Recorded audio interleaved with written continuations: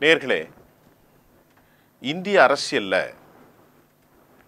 அதிகாரத்தை வைத்திருக்கக்கூடிய அரசுகள், மத்திய அரசு பலவித அதிகாரத்தை முறைகேடாக பயன்படுத்துவது என்பது இன்றைய பாரதிய ஜனதா அரசாங்கம் மட்டுமல்ல, கடந்த காலத்தில் காங்கிரஸ் அரசாங்கமும் அரசு பவர் யூட்டிலைசேஷன், தனது அதிகாரத்தை மேனிப்புலேஷன் செய்திருப்பதை நாம் பார்க்கிறோம்.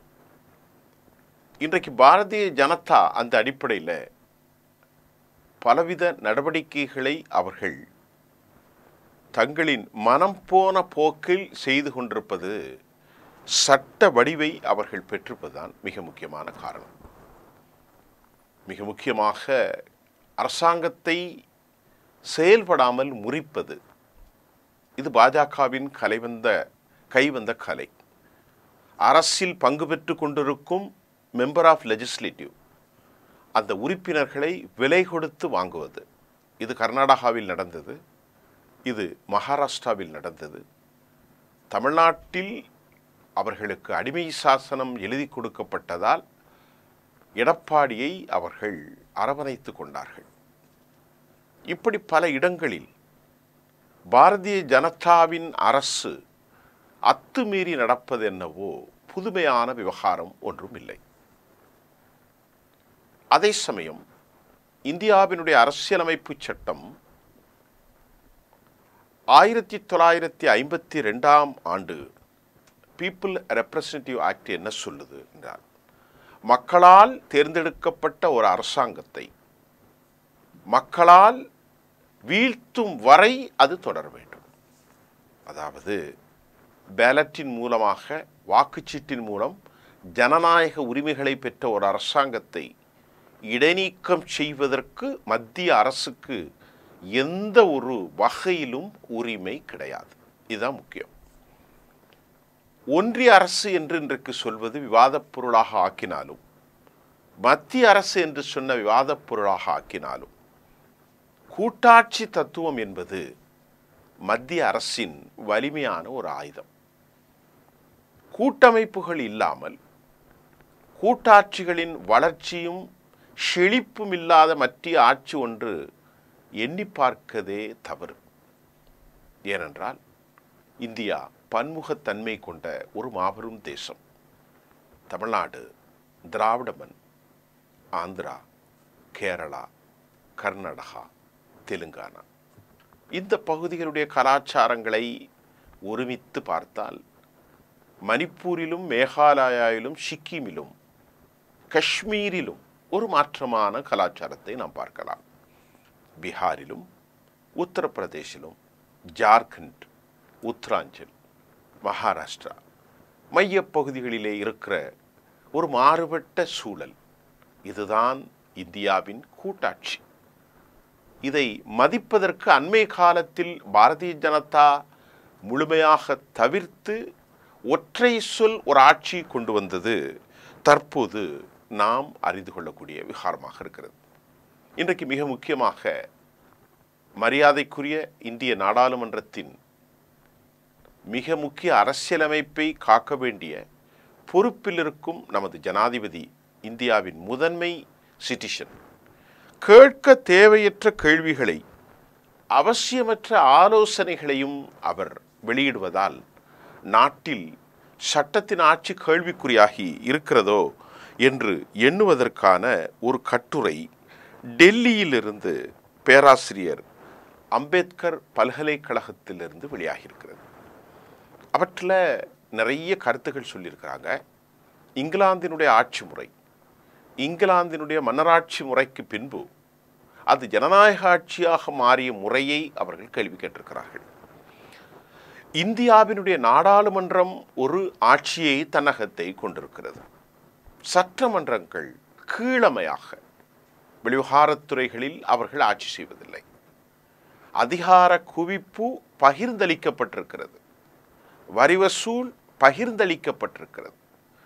இவர்களுக்குள் ஏற்படுகிற பல மாற்று கருத்துக்களும் மாநிலங்களிலோ மத்தியிலோ ஏற்படுகிற குழப்பத்திற்கு தீர்வாக அந்த சாவியை அப்நார்மல்சி என்று சொல்லக்கூடிய ஒரு சாத்தியமற்ற குழப்பம் வருகின்ற போதுதான் ஜனாதிபதி அதற்கான தெளிவான முடிவை எடுக்க வேண்டும் என்பதுதான் முக்கியம். ஜனாதிபதியால் நிர்வாகம் செய்கிற மாநில கவர்னர்கள் தற்போது மத்திய அமைச்சர்களின் மத்திய ஆளும் அரசாங்கங்களினுடைய பெர்சனல் பிஏக்களாக மாறி போய்விடுகிறார்கள். இது ரொம்ப வருத்தத்துக்குரியது.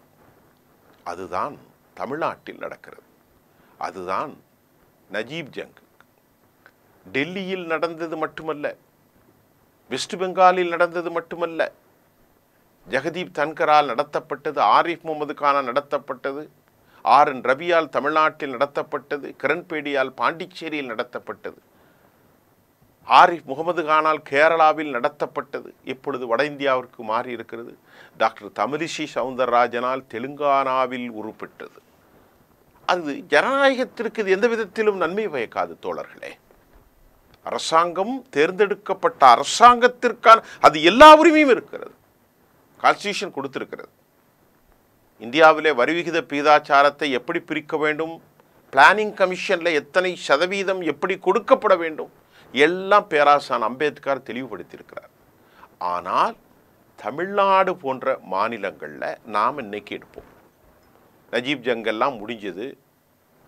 மத்திய அரசை தாண்டி உச்சநீதிமன்றத்தை வரம்பு மீறி விமர்சிக்கக்கூடிய அளவிற்கு இந்தியாவினுடைய துணை ஜனாதிபதி ஜெகதீப் தன்கர் சென்றிருக்கிறார். ஒரு சூப்பர் நாடாளுமன்றம் என அவர் விமர்சித்திருக்கிறார். 1952 வழங்கப்பட்ட உரிமையை மீறி மக்களால் தேர்ந்தெடுக்கப்படாத ஒரு அப்பாயிண்டட் பாடிக்கு என்ன உரிமை இருக்கும்? எந்த உரிமையும் இல்லை.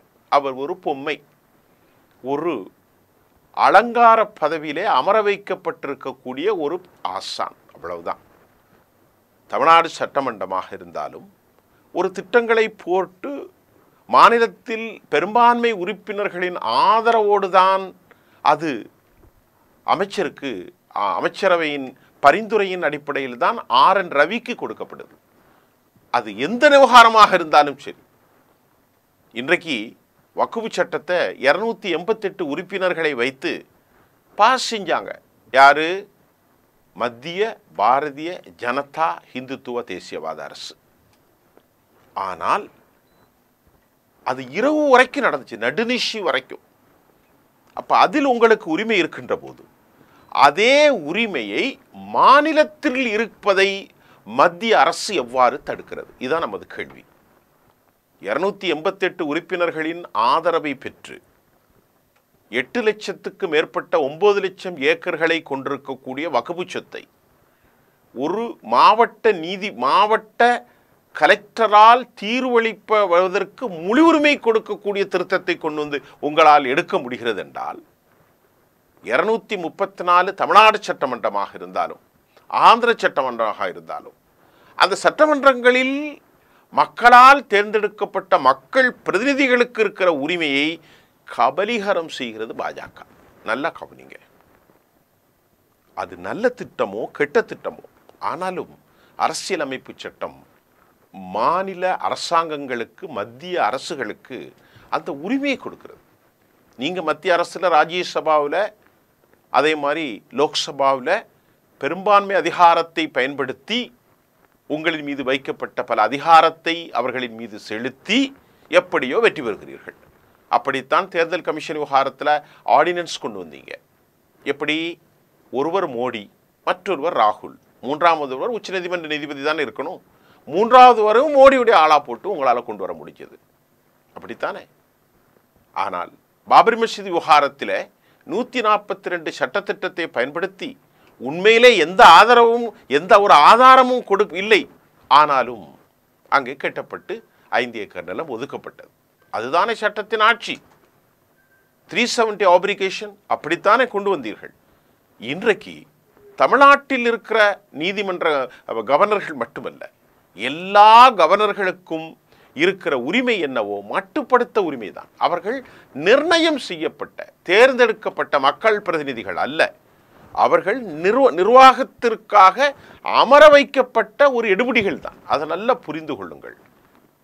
அனைத்து மாநிலங்களுக்கும் கவர்னர்கள் ஏன் நியமிக்கப்படுகிறார்கள் என்றால் ஒரு அப்நார்மல்சி, அதாவது அசாதாரண சூழல் உருவாகின்ற போது அது மதக்கலவரமோ, சாதிக்கலவரமோ, இனக்கலவரமோ, மொழிக்கலவரமோ, நிர்வாக சிக்கலோ, ஃபினான்சியல் சிக்கலோ வருகின்ற போது மக்கள் தேர்ந்தெடுக்கப்பட்ட அந்த அரசு செயலிழக்கிறது. அதை உடனடியாக ஜனாதிபதிக்கு தெரிவித்து அவர் நடவடிக்கை எடுக்க வேண்டும்.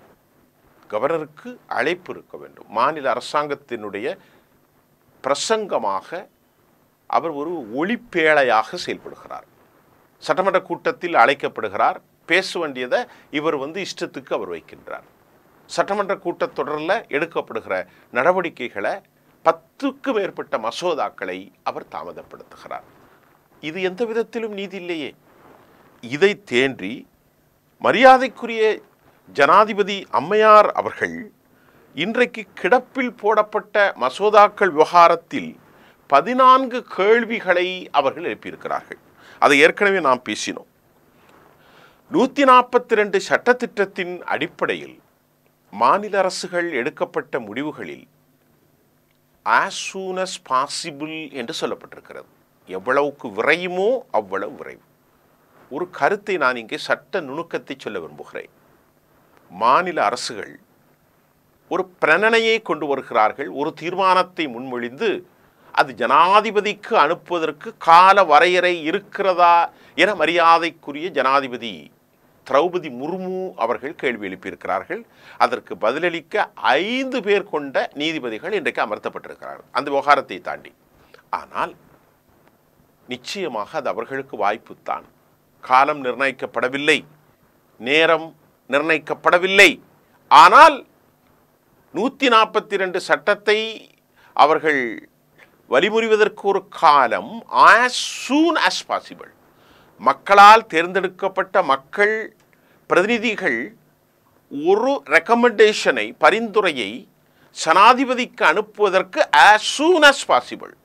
எவ்வளவு காலம் விரையுமோ அவ்வளவு காலத்தில் நீங்கள் அதில் நடவடிக்கை எடுக்கணும் என்று இருக்கிறது அல்லவா. 1 மாதம் என்று இல்லை, 11 மாதம் இல்லை, 2 வருஷம் என்று இல்லை. ஆனால் எவ்வளவு விரையில் முடியுமோ அவ்வளவு விரைவாக நீங்கள் நடவடிக்கை எடுக்க வேண்டும் என்ற பதம் அங்கே இருக்கிறது. அதை எப்படி RN ரவி மறந்தார்?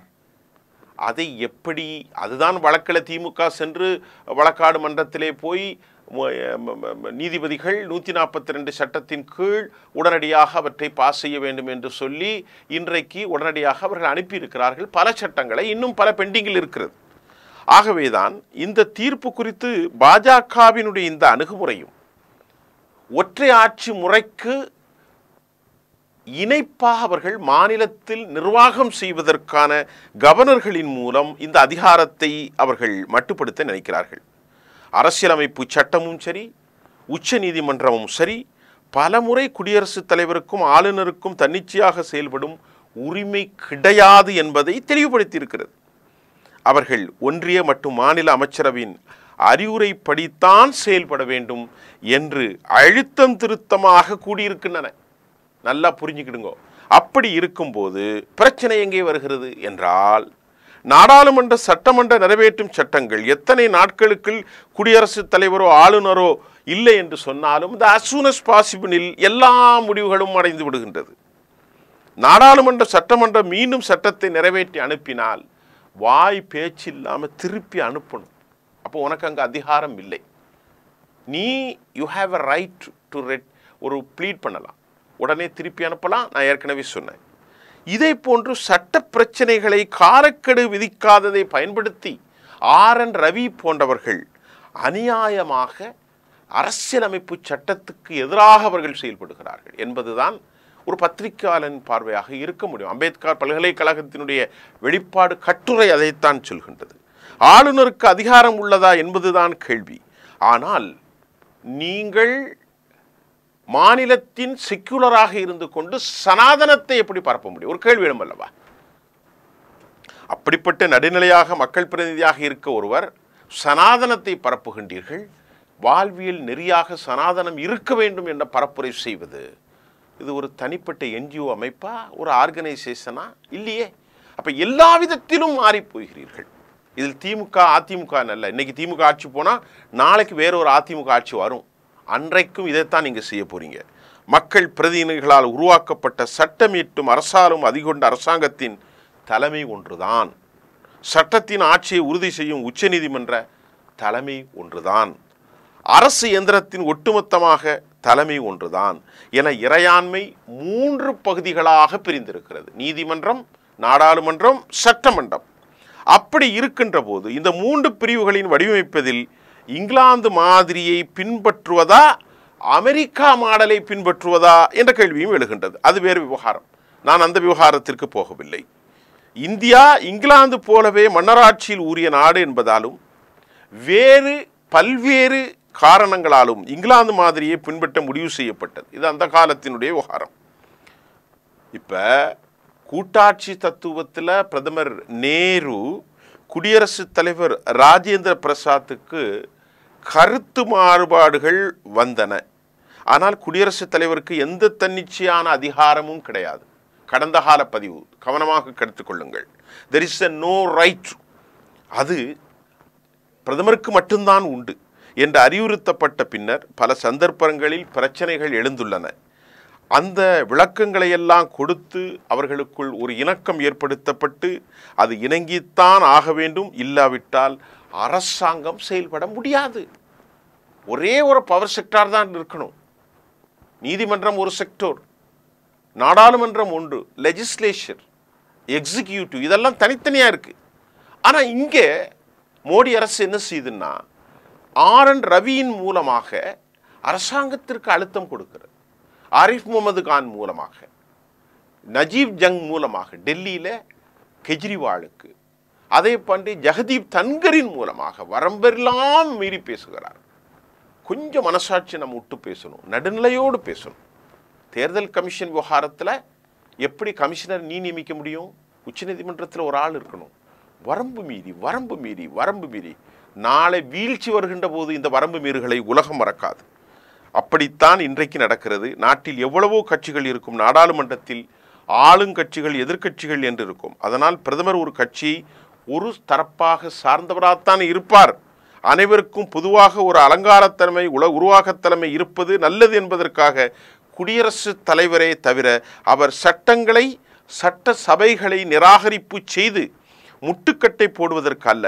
அப்படி அவர் செய்யும் சாத்தியங்கள் அதிகரித்தால் அவர் சட்டத்திற்கு ஒப்புதல் அளிக்க காலக்கெடு விதிக்கத்தான் செய்ய வேண்டும். ஆனால் அவர் நினைப்பதையெல்லாம் அவர் செயல்படுத்த முடியாது. ஆனால் அந்த கேள்வி ஏன் எழுப்பியிருக்கிறார் என்பது புரியவில்லை.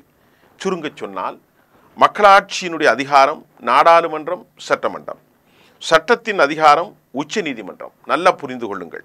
ஒன்றிய அடிப்படை அரசியலமைப்பு சட்டம், அதன் அடிப்படை கட்டுமானம், the basic structure, இதையெல்லாம் தனித்தனி.